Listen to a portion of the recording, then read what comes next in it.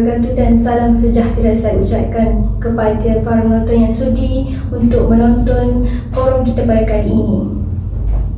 So, tanpa melengahkan lagi, saya akan memperkenalkan ahli-ahli panel kita yang turut hadir menyuarakan pendapat mereka pada kali ini. Ahli kita yang pertama kita merupakan mahasiswi dari Universiti Sultan Azlan Shah dalam bidang pendidikan awal kanak-kanak, iaitu saudari Siti Nur Aqilah binti Hasin. Selamat datang saya ucapkan. Sama. Seterusnya ahli panel kedua kita, nampak kecil tapi betah berkata-kata, iaitu saudari Nur Amira Aina binti Syafi'i, merupakan mahasiswi dari Universiti Sultan Azlan Shah dalam bidang pendidikan awal kanak-kanak. Seterusnya kita yang ketiga, nampak bergaya dan betah berkata-kata, iaitu saudari Nur Amira Tasha binti Mustafa, merupakan mahasiswi dari Universiti Sultan Azlan Shah dalam bidang pendidikan awal kanak-kanak. Selamat datang saya ucapkan. Terima kasih Selamat Director. Semua ahli panel kita merupakan mahasiswi dari Universiti Sultan Azlan Shah dalam bidang pendidikan awal kanak-kanak. Walaupun mereka dalam bidang pendidikan awal kanak-kanak, tapi mereka tidak terlepas dalam berfikir secara kreatif dan kritis. Akan terus ke perbincangan kita, iaitu mengenai topik ataupun tajuk mengenai falasi terhadap isu semasa di dalam media sosial. Sebelum saya menanyakan soalan-soalan kepada ahli panel kita, izinkan saya memperjelaskan dahulu apakah itu falasi. Falasi adalah suatu hujah yang lemah dan tidak boleh diterima. Ini bermaksud bahawa premis-premis yang kita gunakan untuk menyokong kesimpulan yang tidak benar. So, soalan pertama saya tunjukkan kepada ahli panel kita yang pertama mengenai bolehkah saudari Aqilah terangkan lebih mendalam mengenai falasi dan satu contoh isu falasi di media sosial. Silakan. Terima kasih saya ucapkan kepada saudari Nur Atika atas soalan tadi. Okey, falasi ini adalah satu kenyataan ataupun hujah yang tidak benar lah. Falasi ini adalah kenyataan masyarakat yang tidak boleh berfikir secara logik tentang sesuatu hujah yang tidak benar.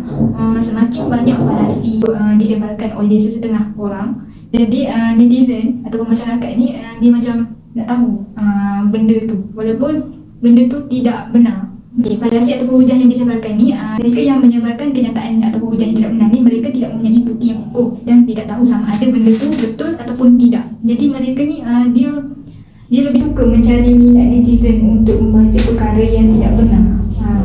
Jadi saya ada satu contoh isu falasi seperti dekat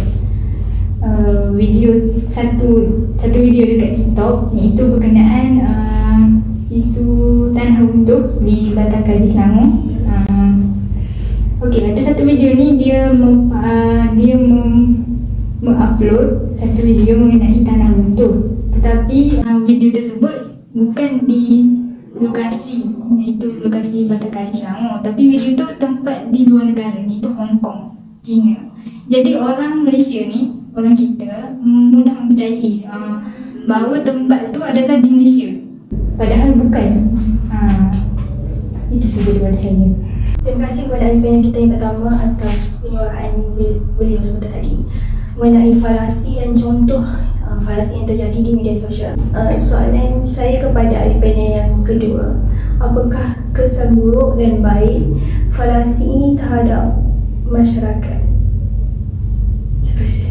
Bismillahirrahmanirrahim. Terima kasih untuk moderator atas soalan tersebut. Okey, baiklah. Falasi di media sosial memberikan kesan baik dan juga buruk kepada masyarakat. Okey, baiklah.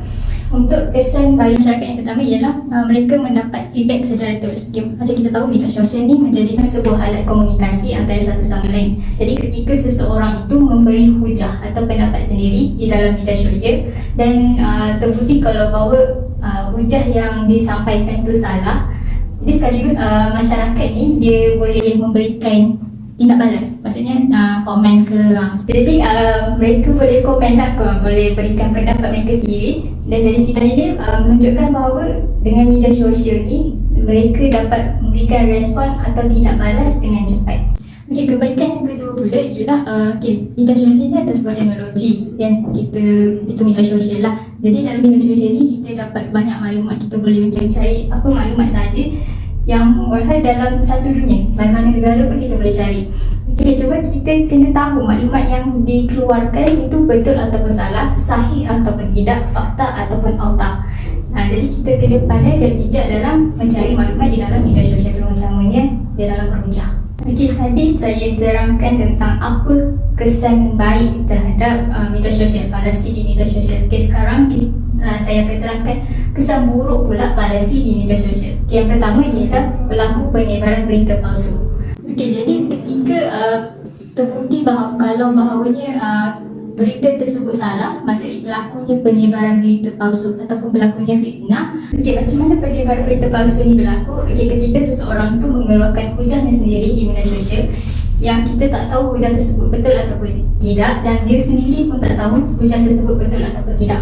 Okay, jadi hal ini berlaku sebab dia tak buat penyelidikan terhadap hujah terhadap isu tersebut.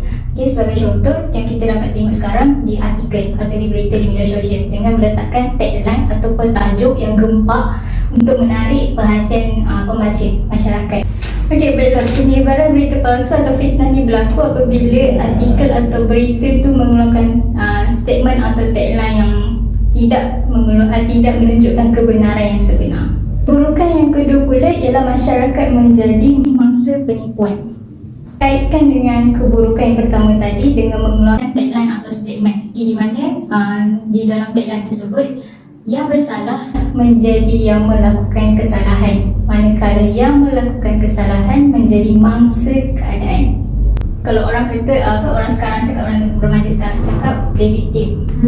Dia seolah-olah menjadi mangsa keadaan padahal dia yang melakukan kesalahan tersebut. Okay, saya bagi satu contoh. Okay, contohnya ada satu tagline atau ada satu artikel yang mengeluarkan statement dengan mengatakan seorang wanita yang dirogol dan dijumpai dengan berpakaian seksi. Okay, akan ada ramai yang mengeluarkan pendapat masing-masing. Okay, contoh salah satunya adalah dia dirogol sebab berpakaian seksi. Padahal kalau difikir secara logik atau difikir dengan betul, masalah tersebut bukan pada yang dirogol atau mangsa rogol tersebut. Okay, yang perlu disalahkan adalah perogol. Kenapa? Kalau kita katakan mangsa tu yang salah, kita boleh rujuk balik banyak kejadian yang wanita tu bertutup sempurna, tudung laku tapi masih menjadi mangsa rogol. Jadi di sini boleh nampak tagline statement tersebut hanya untuk menarik pembaca sahaja. Terima kasih kepada ahli panel kita yang kedua atas penyuarahan pendapat beliau sebagai tadi. Jelas terdapat kesan buruk dan kesan baik falasi di media sosial kepada masyarakat. Seterusnya, saya akan bertanyakan soalan kepada panel kita tadi. Soalannya adalah, apakah pandangan saudari mengenai berkaitan dengan masyarakat yang mudah percaya dengan falasi di media sosial? Bagaimanakah cara mengatasi golongan tersebut? Terima kasih Cik Moderator. Okey, baiklah.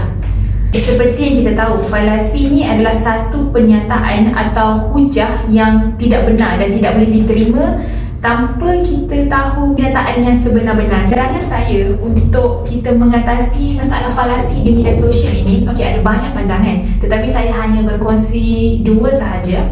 Yang pertama ialah meningkatkan tentang kesedaran penyalahgunaan media sosial. Bagaimana kita nak meningkatkan kesedaran masyarakat tentang penyalahgunaan media sosial? Cara untuk kita meningkatkan melalui kempen. Kita tahu macam mana kempen ni kita boleh jalankan di merata tempat untuk meningkatkan kesedaran masyarakat. Kita boleh juga berkempen di media sosial. Dalam kempen tersebut kita boleh tekankan tentang konsep 3R. Yang pertama, research. Yang kedua, responsibility. Dan yang ketiga, report. Baiklah, seperti yang ahli panel pertama telah terangkan, contoh yang kita boleh dapatkan yang falasi di media sosial mengenai tanah runtuh di Pantang Tali. Seperti yang beliau nyatakan, dalam video tersebut nyatakan terjadi tragedi tanah runtuh, tetapi bukan di negara kita tapi di negara China. Apabila video itu tersebar, masyarakat mudah percaya dan mereka menganggap video tersebut berlaku di negara kita, yang akan menyebabkan mereka akan mengeluarkan hujah yang tidak benar dan salah. Sebab itu 3R ni penting. Yang pertama research, kita kena buat penyelidikan yang betul dahulu mengenai perkara tersebut, seperti betul ke itu lokasi kejadian tanah runtuh tersebut ataupun di negara lain macam tu. Okey, yang kedua responsibility. Okey, bertanggungjawab. Masyarakat yang tahu kalau video berkenaan tu bukan kalau masyarakat tahu video berkenaan tu bukan daripada negara kita, maksudnya tragedi itu bukan daripada negara kita, mereka bertanggungjawab untuk report. Yang ketiga, report, untuk laporkan hal tersebut kepada pihak berkuasa ataupun report saja di media sosial supaya penyebaran berita palsu tu dapat dibendung. Bukan itu sahaja, melalui kempen ni Suruhanjaya Komunikasi dan Multimedia Malaysia iaitu SKMM telah melumpuhkan satu website yang bernama sebenarnya.my yang membolehkan masyarakat atau rakyat Malaysia ni untuk semak mengenai satu berita tu sahih atau tidak. Okay. Yang kedua, cadangan untuk kita mengatasi masalah media sosial ni juga bermula dari rumah. So ibu bapa perlu mainkan peranan yang penting dalam mendidik anak-anak tentang bagaimana untuk menggunakan media sosial ke arah yang lebih baik. Di rumah, ibu bapa ni dia lebih berperanan untuk melaksanakan tanggungjawab mereka untuk mendidik anak-anak untuk sentiasa bertanggungjawab ketika mereka menggunakan media sosial. Okay, seperti yang kita tahu, masyarakat muda pada zaman sekarang ni lebih cenderung untuk melakukan kesalahan yang sangat mudah di media sosial. Sebagai contoh, kanak-kanak yang sering menggunakan media sosial ni, dia mudah percaya. Dia tidak berfikir dahulu sebelum dia orang melakukan apa-apa tindakan. Jadi ibu bapa ni dia perlu ambil kisah dan ambil tahu tentang anak-anak mereka, macam bagaimana anak mereka menggunakan media sosial. Adakah anak-anak mereka menggunakan media sosial itu bagi untuk perkara yang baik atau perkara yang buruk. Apabila ibu bapa ni dia mengawal anak-anak mereka sendiri yang dipanggil kawalan kendiri ni, dia akan membantu ibu bapa atau anak-anak tu sendiri untuk menghadapi cabaran era globalisasi kecanggihan teknologi ni pada masa akan datang. Jadi itu platform media sosial ni masyarakat perlu menggunakannya dengan sebaik-baik mungkin. Kerana kita boleh tahu terjadinya fitnah, terjadinya persepsi yang salah, pandangan yang salah bermulanya dari media sosial. Okey, itu saja daripada saya. Terima kasih. Terima kasih kepada ahli kita yang ketiga atas pendapat beliau. So, rumusan daripada forum kita pada kali ini adalah falasi itu merupakan hujah yang lemah dan tidak diterima kerana dia tidak ada logik akal ataupun fakta yang mengukuhkan hujah tersebut.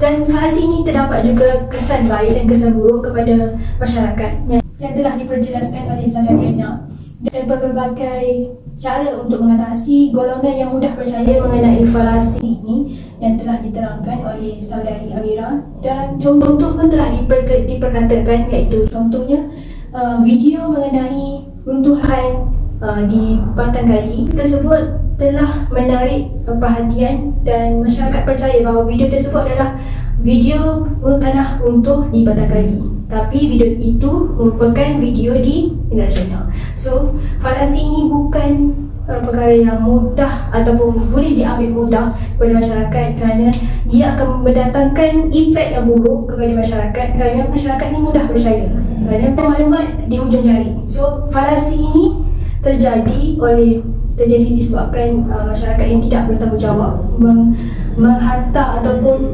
memuat naik sesuatu yang tidak ada sandaran hujah atau fakta yang logik dan benar. Harapan saya kepada masyarakat di Malaysia supaya tidak mudah percaya falasi ataupun lebih senang untuk difahami adalah berita palsu. Jangan mudah percaya mengenai berita palsu atau falasi yang tiada sandaran hujah yang kukuh dan benar. Harapan saya supaya masyarakat lebih terbuka dan berfikir secara kritis dahulu sebelum menerima sesuatu fakta ataupun hujah. So berakhirnya forum kita pada kali ini dan satu rangkap pantun, iaitu kalau ada sumur di ladang boleh saya berkembang hati, kalau ada umur yang panjang kita berjumpa lagi. Berakhirnya forum kita pada kali ini dengan lafaz Bismillahirrahmanirrahim. Assalamualaikum warahmatullahi wabarakatuh dan salam sejahtera. Bye bye. Thank you so much. Ding ding ding ding ding ding ding ding ding.